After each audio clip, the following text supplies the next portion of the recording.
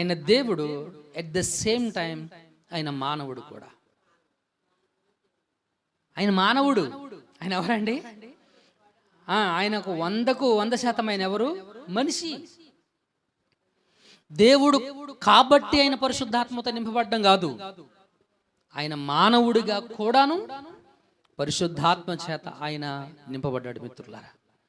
కాబట్టి మనము కూడా పరిశుద్ధాత్మతో నింపబడతామని ఇందాక చెప్పినట్టుగా చక్క దేవుని యొక్క వాక్యం మనకు చాలా స్పష్టంగా మనకు బోధిస్తుంది మిత్రులారా. యేసు ఆత్మపూర్ణుడయ్యాడు. చాలా మందికి తెలియనటువంటి విషయము, అర్థం కానటువంటి విషయం అంటే ఆత్మపూర్ణులు అవ్వడం అంటే భాషలు మాట్లాడడం అని కాదు. భాషలు మాట్లాడితే ఆత్మపూర్ణులైనట్ట కాదు. అన్ని సందర్భాల్లో అపోస్తలులు భాషలు మాట్లాడారా? లేదు.